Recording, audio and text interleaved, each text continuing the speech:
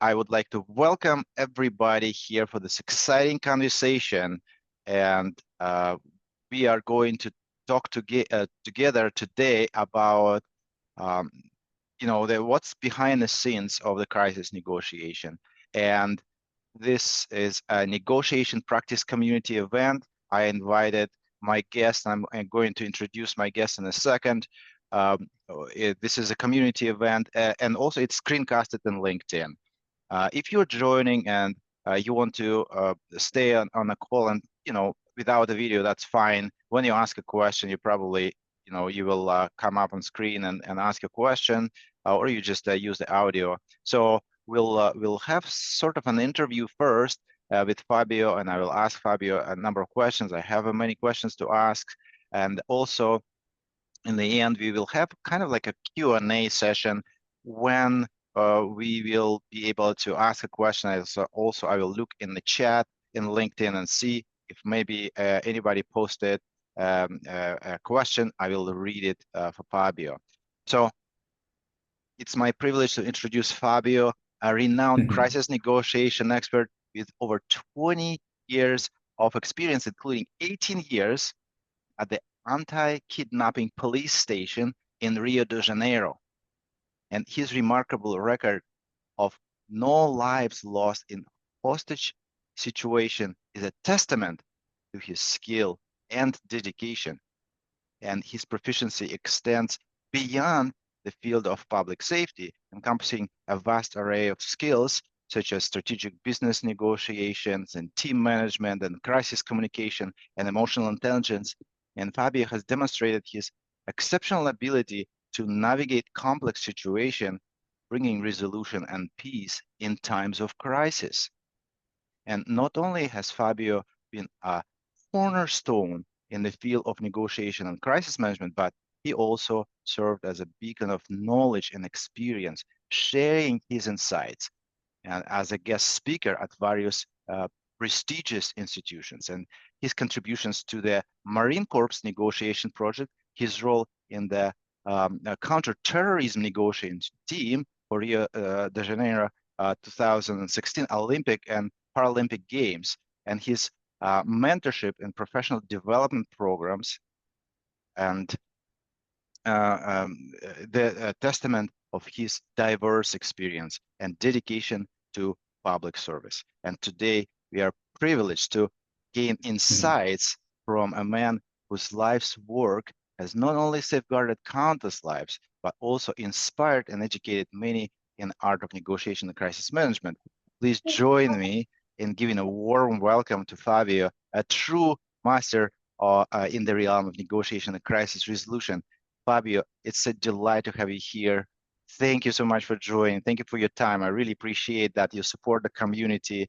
You support our people here who are so eager to learn from you about what is the crisis negotiation, what's behind the scenes, and what does it take? What does it take to be a hostage negotiator? First of all, I want to thank you for introducing me. It's like a big pleasure for me to hear to talk to you and to tell some things about what kind of knowledge I gathering during this time on my profession. So the first thing that you need to do, that you need to have when you are in a hostage negotiation, is you have to have in your mind that you never use the force, because when you use the force in some situations, you create some kind of resistance of the other part, and with the resistance you get many complications about communications. The main problem about negotiations and any kind of negotiations, not only the crisis negotiation, is that people normally use some kind of the force. And nowadays you need to know that force is not only about bargain. It's not only about the win-loss game. You can use the force in the win-win game. When you give, for example, an offer that is not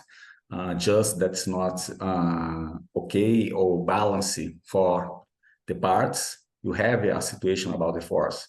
So when you have a crisis, you need the first the first you need to the first to counter the situation to maintain the same level and don't create some kind of stress.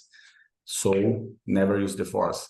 But it's very common you see in television, for example, especially here in Rio de Janeiro, we have another kidnaps that are famous, and because the air fails that we have, and I'm not okay with these fails, of course, because sometimes you see a bus. Everyone that know about the case of the bus in Rio de Janeiro that was kidnapped, then they have problem, and you see the negotiator using the black clothes of the police, and this is the really big mistake when you do a negotiation, because you need a communication that is in the same level, it's parallel. I don't need to show force. When I use the police clothes, I necessarily talking to the people that, okay, I'm up level to you, you're here, I'm here. So you don't have the same level of communication. This is very critical when you start to do, when you start to manage any crisis. And I saw this many times in my life. For example, when I was talking with the families of the hostages, and I needed that they follow my instructions. Sometimes I use my uniform. I use my black clothes. And when I put the clothes, the people follow my instructions by the book. And another day, I need to stay more empathic. I need to gather more information, and simple for me, just use a white t-shirt, and okay, the people it's more comfortable to talk to you. So you need to know that you all the time is communicating, is talking to the people with your manner, with your gesture, any other situations. Yeah, it's amazing. I'm assuming that if you don't use force, you use a force of something else. And I'm applying here like you use a force of empathy. And it's like I imagine that many people may watch those movies that you mentioned, and they have a certain perception of what crisis negotiation is. And I don't know if it's kind of legit question to even ask you, like,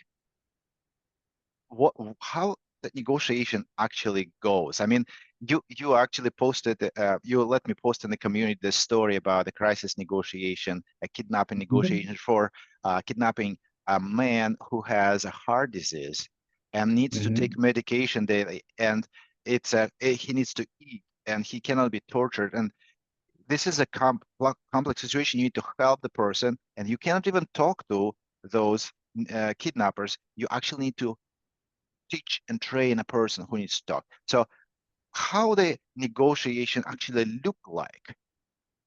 Typical one. The typical one is the negotiation that the counterpart use the force, and sometimes it's a hostile environment to do that. But for example, in this example here, we can use the text here to show the text. Yeah. Oh, you want me to show the text? Yeah, show the text, I will. because I think that you more faster the people Yeah, let me do that. comprehension the stories, and because my English is not so good, people, sorry for that. I'm studying again. I'm here in Brazil. I don't use English for a long time. I have lived in California in 2016 and studied a lot, but I'm stopped. So sorry for that. If you don't understand some things, please We will tell ask me you, to. don't worry. So yeah, this is it. So Yes, this is the text. mhm. Please read these texts and see how you can do a communication, a software communication, and in this kind of communication, we can teach to Mhm. the kidnapper how he need to proceed to do a good work. Because sometimes you work with people that are not experienced, and this is the more dangerous for us, because a professional knows that he can't hurt the hostage. But when you have very young people, and they are very freak about the situations, and sometimes they use the violence and start to torture the hostage, you have a really risk situation problem to solve that. Yeah, I think this is a start of the story. Yes. Story of a young man just over 21 years old and with some heart problems was kidnapped. And after a few days of captivity, the kidnappers got in touch and began a negotiation with the boy's mother, asking for a payment of $100,000 for his release, a quite large sum, right? Yes. Yeah, so when I read this piece and I understand what's happening, it strikes me that you analyze of what they already communicated before you engaged with the mother, and you understand a lot of things about the kidnapper just by what they say, how they say, when they talk, what they ask, and what they threaten to do. So in this case, the kidnappers are threatened to cut a part of the body. What is that? Cut Yes. a finger, and by this request, you understand how to approach that. But the thing is, you cannot really tell the mother, let me talk to those kidnappers. I will explain them what to do. You need to teach the mother, and you teach the mother to actually say something impactful.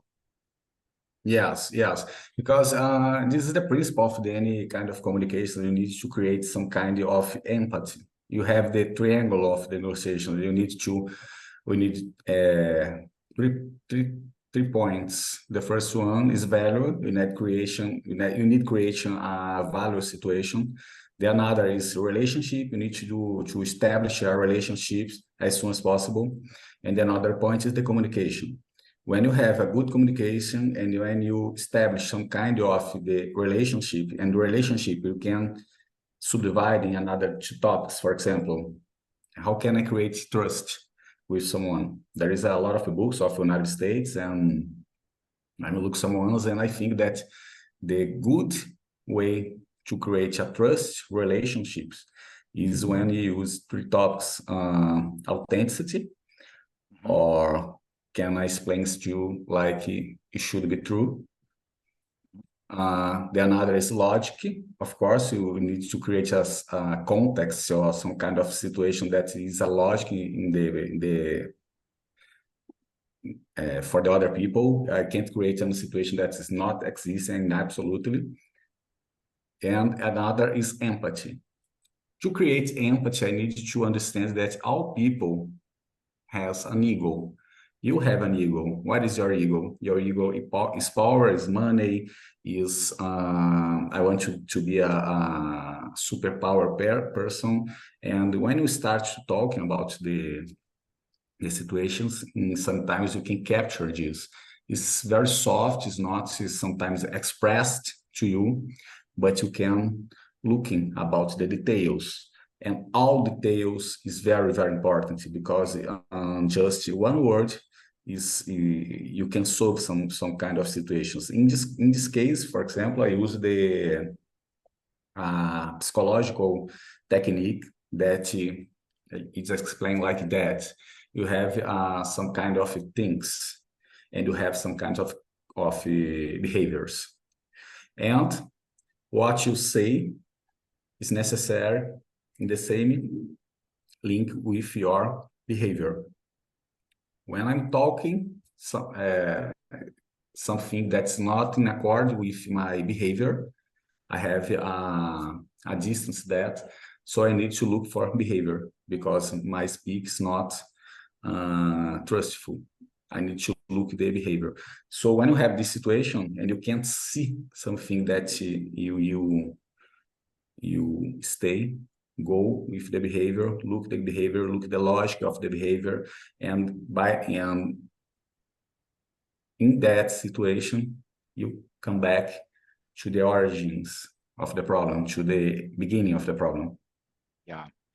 Fabio, I think this is quite in-depth conversation, and you explaining how you do this. I think that we probably need some examples here. And in this case, what I wanted to say is that in this case, you instructed, first of all, you cannot make assumptions. What I like about this, you write here that, first of all, you know that some of the people in Rio de Janeiro, they are raised and grown without mothers, and they are actually grown in orphanages. You cannot really assume that they have a mother, and you instructed this the mother of the person who was kidnapped to actually ask if they actually have a mother, and that is actually a very good question, because you really cannot assume and ask about next question before you know that they have a mother. And you instructed her to say, do you have a mother? And they replied in their aggressive form, and they said, like, of course I have a mother, what are you talking about? And that gave you a door, that gave you a door that you can open. And then you instructed her to say the most impactful thing: my son, have you ever thought about how your mother would feel if someone called her and say they were going to cut off a finger of her son and send your finger and send it to her, right? And that is the most impactful, because you appeal to connection, you appeal to the same that they already have, they already have established. They have a mother, and they probably value and cherish that relationship because it's a mother. And also, what I like here in this example is that you instructed to tell her, my son. And that is really connecting. When she talked to this man as her family, it's a lot of unity here. So that is a brilliant move, and it's a great example of applying the tactical empathy, applying this connection approach. Yes, and you need to use this when the situation is taking a fire, for example. You need to put water down and cool the situation. So you need to go fast to get some kind of empathy of the other part. And this is always necessary when you start to any kind of negotiations, not only the crisis negotiation. Yeah, absolutely.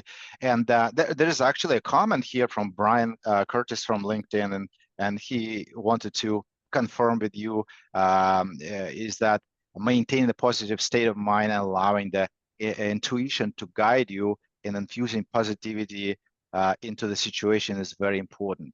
And he wants you to confirm that.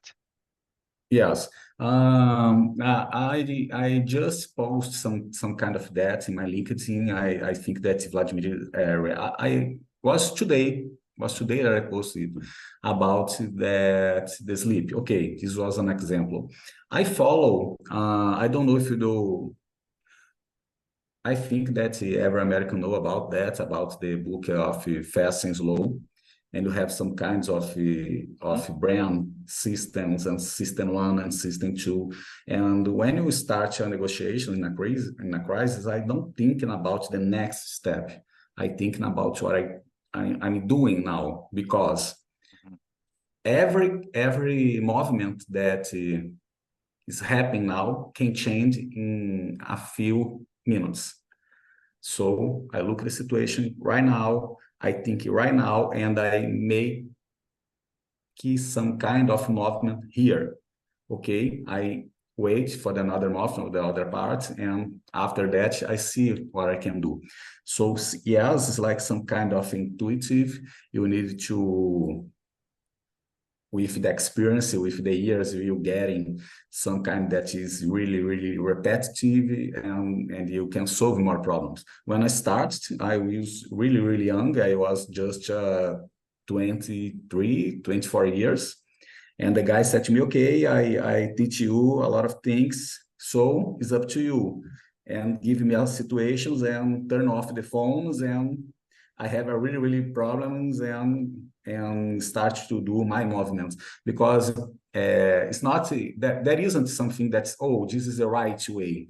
There is a principles, and you put your manner and your communication, your manner of getting some kind of empathy. My kind of negotiation is not the same of the other colleague that work with me.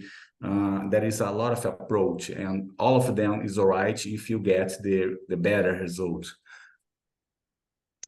Yeah, that's fascinating, and I'm excited to hear your story, actually, Fabio. Every negotiator's story is different. What is your story of becoming a hostage negotiator? How did you come to realization that this is really actually what you want to do? This is really fascinates you, and you can do it for over 20 years and still Yes. enjoy it. It's probably not the easiest job, I imagine. No.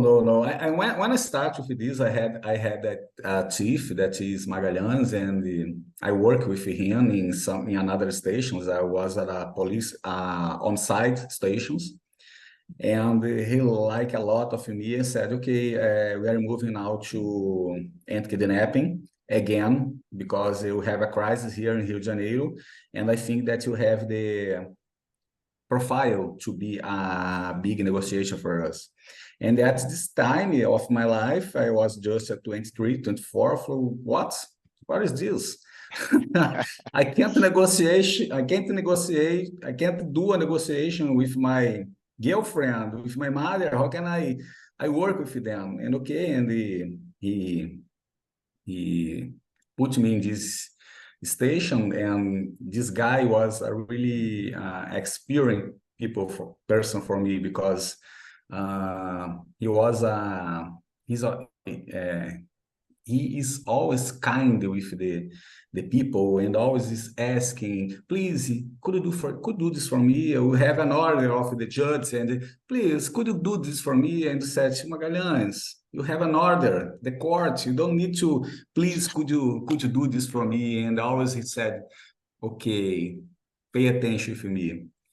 I can use the force, but I can ask you to.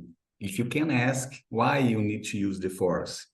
And so I looked to him a lot of time and said, so this guy has some kind of special things, because I use a lot of forces to movement. And in just 5 minutes, he made a call, talk to one, talk to another, and solve some things that I was waiting for 3 or 4 days. And I realized that in life, we are training about the use of force since we were young. When you are crying, when you are a baby and you need, I want that toy, and this is inside us. And when you go to professional, you repeat this standard. So I wait I passed for a time to understand how can I do that, and having my soft soul because I'm very hard, and start to see how the things could movement without using force or energy, because when you use force, you use energy, and this energy you need to use your brain in another time. And when I use some kind of force, you can create, it's like can I explain to you like a watch. If you fix your watch with a very hard uh, Screwdriver? screwdriver, you probably have some kind of problems. You need to use a really Mm-hmm. fine movement to adjust that. And this is what you can do in negotiation. You should do that. You never go to use a big bullet to solve a problem. Use Yeah. the minimal and go with the pills. Yeah, you don't want to use a hammer when you fix a watch. You want to use the Yes. finest screwdriver, because the screwdriver, you have a delicate job to do, and you're not trying to really change people, or you don't try to change, who they are, but you are actually getting the result. You actually Yes. fine tune the system so it actually start to work like a clock, together, synchronize, attune to each other, connect. You connect disconnected parts, and you start to make people collaborate. So collaboration, that's the key. It's great. It's amazing. And talking about the challenges, and you said, I said that it's probably challenging, and you said, well, yeah, it's not the easiest job. And I'm wondering, what is the most challenging in your profession? The most challenge for me was when I put a girl that she was just 14 years to negotiate to enter the negotiations with your father's kidnappers. I had a family, a total dysfunctional family, and I have changed the negotiator for 6, 7 times, and this is creating a crisis with the the another negotiators, and I compromising the trust. And so I looked to the girl and said to my chief, okay, I need to use this girl. It's just 14 years, but this is the only thing that I need to do now. I can do now. So I put the girl and said to her, okay, if everything happens with your father, it's not your fault, it's my fault, because I am choosing you to do this. And I know that if I fail with this, I will create a really, really big impact in you and me. So let's work together. I will not promise you that you will recover your father, but I promise that I will treat your father like if he was my father. Mm. And we start to work together, and this girl really surprised me, because she was the best negotiator that I had in all of my time in the station. In just 2 months that the girls spent with me, uh, she learned how can I how she learned my manner of acting. She learned my my professional skills. And sometimes when I access and she answered the phone, I didn't need to teach anything to her, and she was really brilliant.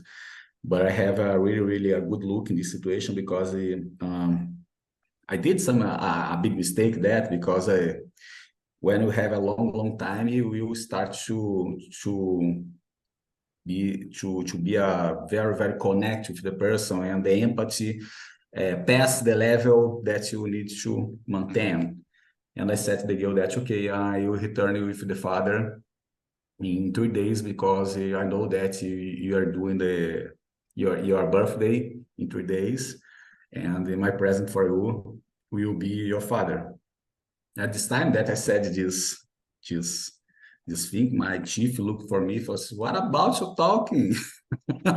We don't know where's the guy. You are crazy. You are creating some kind of expectative Mhm. in the girl, and you don't know if you solve it. Why you do that?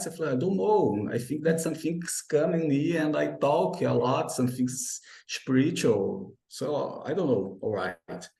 And you did some kind of movement in the middle of the night, and our car uh, probably was closer the site of the of the of the kid of the hostage was. And at this time, the kidnapper was very stressful and tried to move Mhm. the hostage from another place. And when he tried to move, the hostage was very nervous and run out in the slum and asking for helping, and was saved for another police car. But it was a really risk situation. And if something was wrong in that situation, I would be really sad and bad until now, because it was a really critical for me. And the game is that, because my chief, okay, you do, and it's your responsibility. If it's okay, I'm going to TV. If you go wrong, was you, is up to you. Yeah, it sounds like in your job you take a lot of risks, and that is Sometimes you really need to challenging. take, yes, and you need to think out of the box, because the ball never will come to the same form to you. You need to play with the things that I put to you. It's like a chess. You have just to do. How can I move? How can I make my movement? Sometimes you need to take a risk. Sometimes you need to just silence off the situation and wait until you have any kind of confirmation of the things. So it's like a mix of patient work, some kind of proactivity work, some kind of take risks, think out of the box, because this is a really advantage for you. You need to stay in front of the person, not behind the person. Yeah, yeah, that's very interesting. And you know, in the really great book, Start with No, Jim Camp, a famous corporate negotiator, and brilliant person, brilliant mind. He said that if in your negotiation you will make mistakes, but as long as you continue making decisions, you can fix those mistakes. And my last question to you before we start asking questions from the community members, how do you actually realize that you made a mistake and how you correct the path? You have some kind of bias, okay? You follow some when you start when you start a path where you don't feel in your heart that is good, and your brain said to you, okay, this is the part, this is an intuitive part of the job. Okay, I think that's not okay, but I don't know what is. This is the situation that you need to turn on your red flag and observe and just look for that.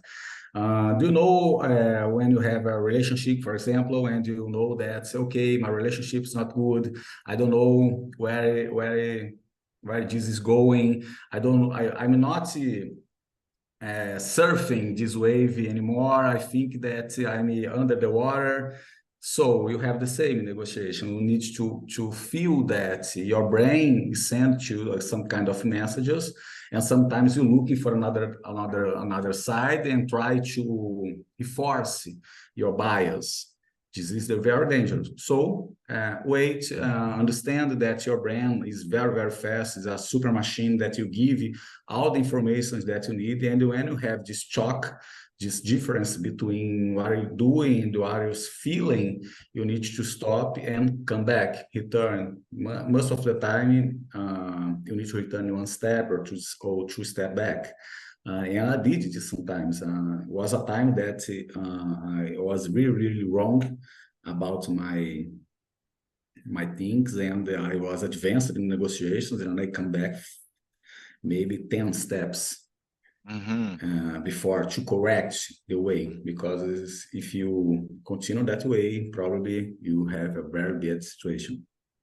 Would you be against to give us an example if it's legally possible, or An example about that, okay, there was a situation that I think I really in Rio de Janeiro have a situations that you have a real kidnapping, and another situations is the fake kidnapping. For example, I have situations that the man go out of the home and go to the parties and call to the woman that was kidnapper, and spend 4 days, 5 days, and of the house. And the wife go to the United station, to the police station, to solve the question. This is very common here. Mailing when you have a carnival, Christmas, Christmas and end of the year that the people has two families and always send this messaging. And the last time that it happened, I said to the guy, okay, next time you said that you have an extra OVNI, non-identify object that capture you, because this is not my problem, it's NASA. It's NASA needs to solve this problem. But I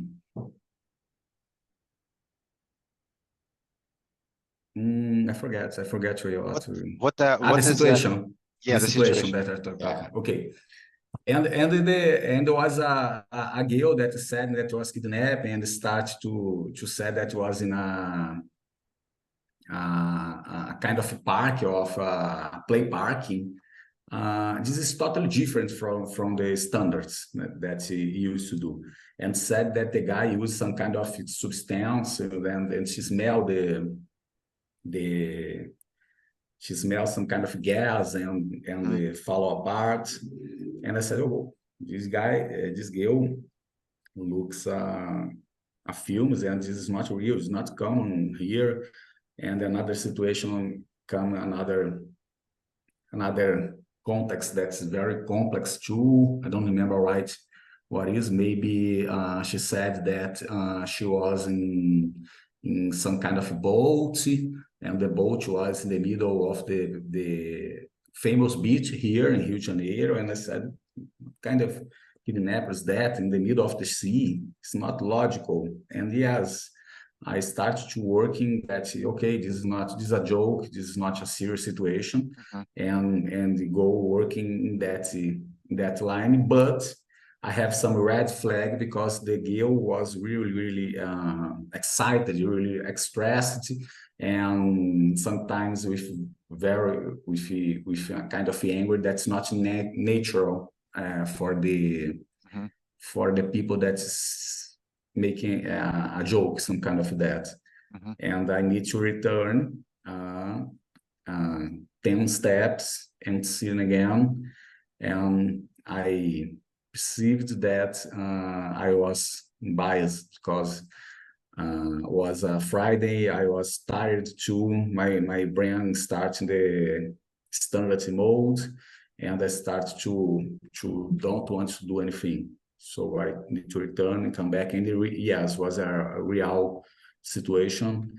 And yes, had a boat, but it was not a hostage place in a boat. The boat was used to take take the girl very fast from the one place to another place. I see. So in other words, usually the risk is related to the bias that you may fall into, and then you need to reassess yourself, and you're actually looking for red flags all the time, and you are very attuned to whether you have those red flags or not, because if you ignore them, you can actually take uncalculated risk, and then that risk will trigger a disaster. And this is what you can't allow, because you're responsible for the lives of people. At the same time, you cannot waste your time on the fake kidnappings, and you kind of need to realize how you could be wrong, and how you could kind of set aside your ego and say, okay, I need to look at this again and take a step back. And this is a normal process for you. Well, thank you so much, Fabio. I appreciate that. I'd really like to hear if anyone in the community have a question. Please raise your hand, and I will invite you to speak to Fabio and ask your question. Okay, Roger, you have a question? Please go ahead. So, hello, Roger. Thank you for this. How are you? Hi, thank you for this fascinating story. I am a fledgling negotiator, learning all this empathy and and try not to try to control my own emotions. Sometimes I'm tired. I definitely feel, oh, I better not talk. If I talk, I probably make things worse. And I just read the story that scammers probably Yes. use these kind of empathy technique to try to win your trust. Yes, yes, this is a common because when you think the human, we work in two places. I need desires, I need wishes, and I have desires and wishes, and I have another that aversions. So when you have a scammer, he work in both of them. And sometimes I don't want to lose something, so you create some situations that you can lose something, lose money, lose time, and another time you create expect create some kind of desire you about the money, about the success, about the power. This is the this is how our soul works. All in always in these two sense, two. Sorry, I forget the word in English. It's okay. Let me help you here, Fabio. You talked about that there is a aversion of the losses and desire to Yes. gain, and this is how our mindset operates. We actually have, as Daniel Kahneman said, there's a system 1 and system 2, and system 1 is very susceptible to this. It kind of swings you between the losses and the gains, and system 1 sends you a strong signal to take an action. Is that what you're talking about? Exactly. Sometimes you have this feeling that this is not okay because your brain works a lot, works very hard, and is prepared to observe the situations that can put you in a dangerous.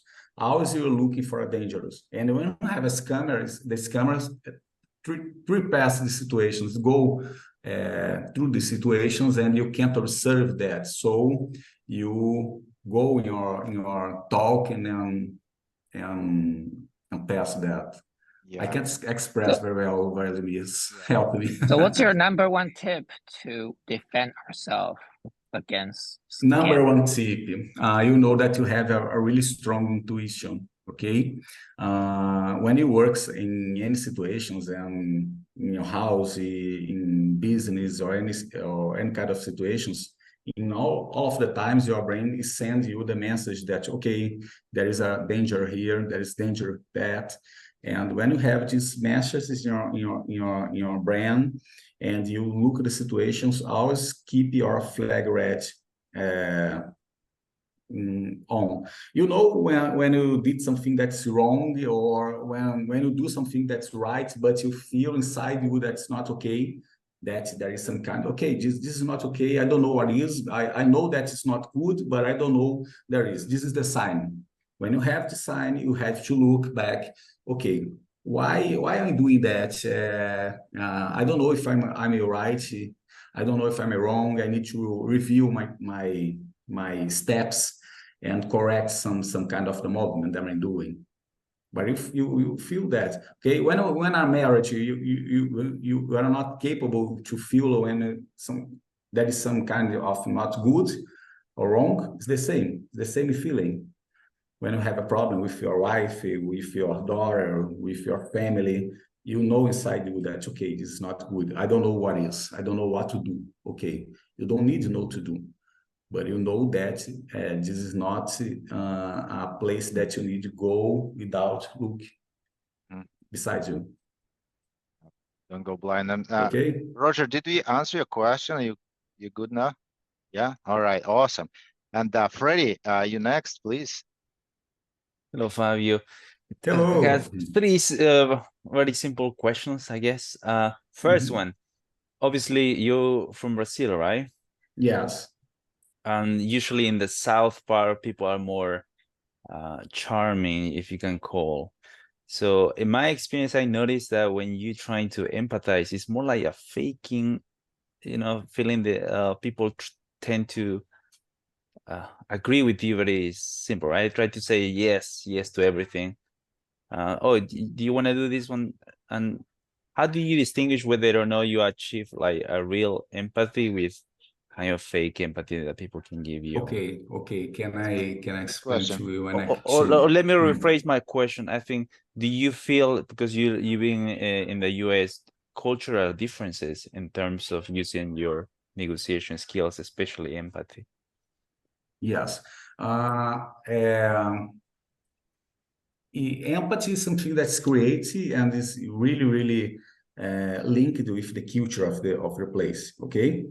But the empathy is when you put in the shoes of the other people. You need to look the perspective of the situations not by your eyes, but by the eyes of the other peoples and by the probabilities that you create in your mouth. For example, in that situation that I put to you, I know that in Rio de Janeiro, I have a culture that the poor guys are abandoned, and most of them don't have mother, don't have father. And when you use the family, I can get some kind of like a mirror. I have a mom, you have a mom, you have a father, you have a sister. I can use these elements that's common of your days to invoke some kind of element. Sometimes you can use some kind of how can I say, pen.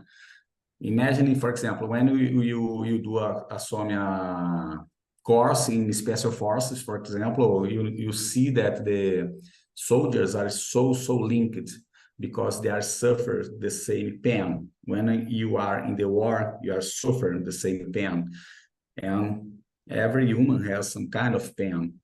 You need to look for that pen and to explore that pen. How can I get that pen? Talking, communication. Do you know the due diligence? Due diligence that used in the American law, for example, you need to investigate, and you need to investigate and start to why this guy answered to me about this form, why this guy is irritated, is frustrated with you. And when you look for the why, you can have a better comprehension of the situation and can answer the situations with a more sensitive way, more soft way. You can through the situations. Do you understand? Or no? It's not clear. I think it's more to trying to understand the motivators rather than what they say. The motivations. Yeah. The motivations for creating empathy. I don't understand.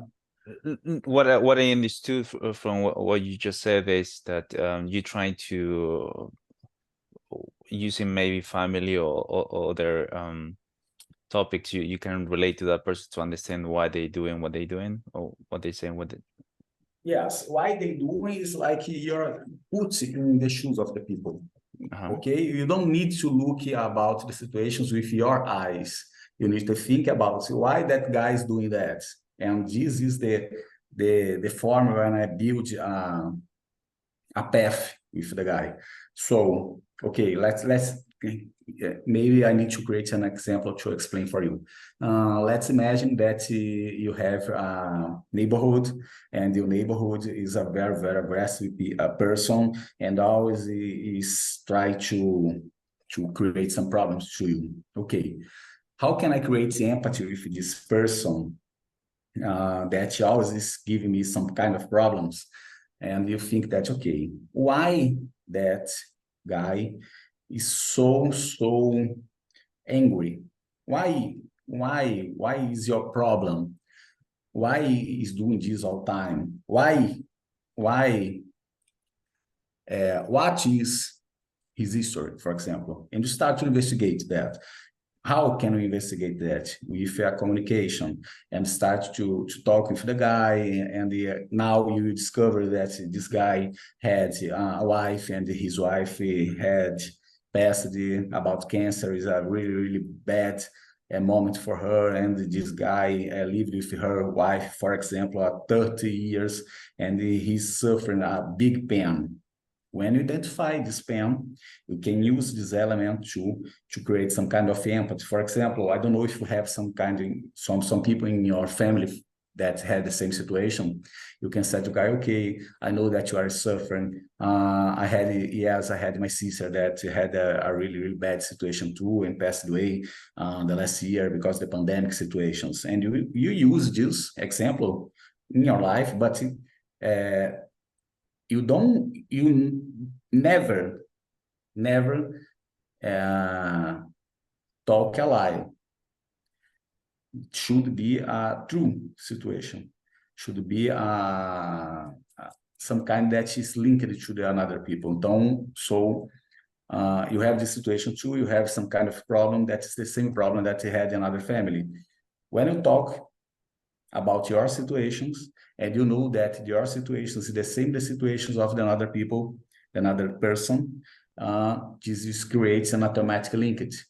And you start talking in another level, for example, a level about understand, a level about, okay, I have a pen, you have a pen, you have the same pen. Maybe we don't need to be aggressive with each other. And like some that, you understand that? You identify, because, okay, we are humans. All of us have a lot of problems, and many of these problems are common. I have a problems, for example, if I tell you I have a problem with my wife, sometimes I'm certain that if you are married, you have a problems, and Vladimir, if Vladimir has a marriage, has a problem with his wife too. So if I can create some kind of empathy with you, for example, I start to asking you, okay, Freddie, are you married? And you said to me, okay, I'm married too. Okay, the guy is married. Or do you have many problems with your wife? Because sometimes all the time my wife is using my credit card, and I have a big spend to pay in the end of the month. And my wife is sad. My wife is too. All the time I pass the same situation. So I start communication with you. We create an empathy. We create a situation that's common for us. And you need to talk about that. This is the first step. And since this step, I can go to another place, another level. And I'm creating with this kind of trust. Trust, you remember the three letters to create trust? Authenticity, okay, the situation is true. The another is logic, okay. We know that every people that's married has a problem sometimes of the life. This is logical. And another is empathy. Empathy is like, okay, I know that your pain is my pain, and we can talk about that. You understand? It's clear for you? Yeah, I think what you say is important to explore, and if you can find a pain, it's even better. Yes. This is the easy way. When you investigate the pain, you can go more faster to the place, because all humans have a pain. I don't know your beliefs. I am Buddhism, and in Buddhism, you know that we are here to suffer. So if the suffer is the center of the problem, pain is in any place. Okay, you can explore that. Obrigado pela resposta. Oh, thank you. You're welcome. If you need some other informations, and you can send me messages in LinkedIn. It's open for all of you. I'm better for explain for you writing, because I can write in Portuguese, translate to English, and then it's easy to explain. Maybe you understand better if you remade the question from me in LinkedIn. Yeah, thank you very much, Fabio, because you're speaking a second language, and you need to translate and express. And I understand it's hard to actually discuss such a delicate things like empathy and connection, and how the psychological safety works, and you need the vocabulary here, and it's hard to explain it. But I appreciate that you are actually explaining it in simple words that everybody can understand. And I can relate to this because essentially what Jim Camp is saying in his book, there's a concept of needs assessments, and needs assessment is actually asking the person, figuring out what is their current pain or the pain in the future, that they anticipate the pain in the future. But sometimes when you're talking about somebody who's aggressive in the neighborhood and feeling aggressive towards you, you may be deepen into the past pain. Maybe they have a baggage, and you tap into that and you understand so much about this person. And when you understand where they're coming from, it opens a door for you to relate and connect. And I'm kind of trying to paraphrase what you just said, answering the Freddy. Yes, perfect. It's that, Vladimir. It's just that. I read this. I haven't read this book yet, but I read because I feel that the ideas is really closer of the ideas that I used to do. Yeah, it's a brilliant book. And by the way, we have a live conversation with Jim Camp Jr., a son of the author of this book, on December 4th. So you actually can join and participate and ask him questions. And it will be another fascinating conversation. But let's get back to topic of the crisis negotiation. And there's another question I would like to read to you from Edmund. And he has a question about System 1 and System 2. Daniel Kahneman, the book Thinking Fast and Slow, and he mentioned briefly System 1.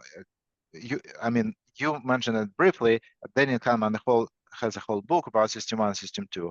So, what Edmund is asking, from your talk so far, it looks like you recommend making a balance between both systems instead of favoring one over the other. Am I right to conclude that? If yes, how do you practically walk that fine line between both systems? How do you understand where System 1, System 2, and how you find the balance? How can I understand? System 1 is like an intuitive system, is the system that can solve everything. For example, when I work you can think that it's crazy, is not normal, but when I in the situation about kidnapping, I go to the work and I'm not thinking about the situation. I don't think the possibilities. I don't think that I need to do this, I need to do that. Or when the guy make the call, I will talk to him this or that. Okay, this is the kind of situation that you give the answer at that time. This is the System 1 that is operation. You have the fast answers, you have the right answers, and most of the time they are perfect. You don't need to think a lot. But in another place, you have the System 2 that you need to perceive, capture the informations. Okay, I have a conversation with Vladimir. I'm talking a lot, and this is my brain that's working on intuitive form. But when Vladimir talks to me, I'm using my System 2. I'm capturing informations, and when I capture this information, when I gather these informations, I need to analyze them and verify if these informations are in logical context. In our logical, and if they are true, if I can trust in what the people are talking to me. Yes, there is a balance, but this balance is like attention, that is System 2 is your attention to capture informations, and the System 1 is the intuitive, and you need to choose to respond. The problem is that people don't trust in your System 1, but the System 1 is really efficient. I operate just using the System 1. I don't thinking before what I'm doing, and I have a success in 100% of the time, because your brain is a super machine. And I have had many situations of the kidnappings, and all situations you put some kind of information in my brain. And the first one, the second, the third, when I have 100 cases, I have 100 informations in my brain that is operating and creating connections and giving me the best solutions for that situations. So you need to trust in your brain. Of course, when when I have my first case, I don't know nothing. I was really anxious about what if I do something wrong, I can kill people. But you have just one concern: put informations, and more situations, and you have a very fast forms of to gathering these informations. You have a system one that is operation perfect. It's like artificial intelligence. Okay, you need to feed that this intelligence that had in you to operate. Yeah, that's actually a very good point, because I know that negotiators actually take trainings and they practice as well. And this is a negotiation practice community. What we do here, we practice. And the reason why we practice, we actually need to feed our system one, because if you don't have the right habits, if you don't have the right reactions to things, you don't really have that supercomputer kind of program to perceive that. So what from your perspective, what is important in training? And if you would make a recommendation for negotiation practice community, what is the best way to practice it? And how can you kind of program your system one in the way that you have your right answer on the spot every time? So the first one, you need to put in the situation that's not comfort for you, okay? Because if you do the same thing, your brain will not operate in another form. So you need to think all of the out of the box. In many situations that I used to work, I don't use the same manner to work. In the first case, I operate with this kind of this line. When I have a second case, okay, let's change some things here. Let me see if it work too, and it works. Okay, when I mix situation one and situation two, I amplified, I enhanced my system with more informations. And you have a case number 3. Okay, I will not do the same form. I will create another. And in any situations that you are creating any other forms of the solutions, your brain will create some kinds of a super operation. And of course, that you have a time when you create a lot, sometimes you see, okay, this is not working. I don't need to go this way. I can return and go to another. But you need to be a creative form. You need to always to think out of the box, because the brilliant solutions will come always from thinking different of the other person. And many of times I solve the problems, think about what the people didn't have to thinking to. But this is an exercise. You need to train to think, okay, I used to think different of this person. Let me give another solutions. I can go to the same point. I can be successful with another manner. For example, when you have a marriage, okay, you are good in your marriage because you have a manner, but you don't have the same manner of the Vladimir, and your marriage is good too. Okay, you can look to Vladimir. Okay, Vladimir, what you do in your marriage that is so happy marriage? I do that. Okay, I will try in my marriage too and see how can it work. It's like that. You need to create situations. You need to thinking more. You need to be curious about what can I do to be better always. Mm-hmm. Anything else?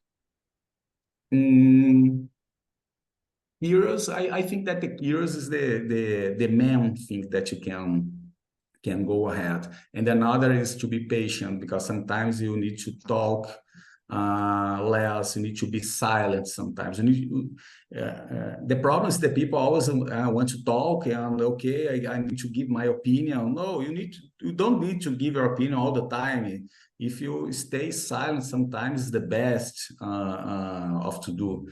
To solve some kind of problems. Sometimes, for example, I receive a phone call and the guy is calling midnight, and okay, no, you not answer the phone.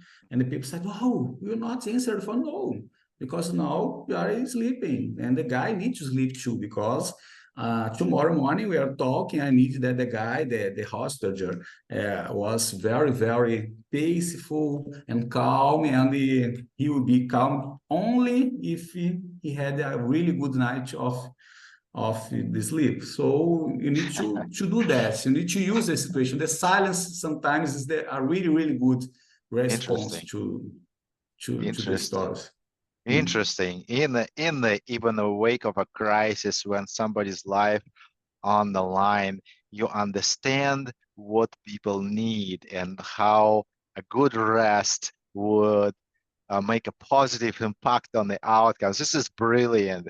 Thank you so much, Fabio. We need to wrap up here. We are actually exhausted an hour, and it has been a fascinating conversation. It's fabulous. I really appreciate you, and I really appreciate your experience. And I hope that you will come to the negotiation practice community again, join us. Maybe you can show your skills and negotiate with us. That would be really, really cool to try out. Yeah, I see some hearts here. I see that some people are excited to negotiate with you sometimes, Fabio.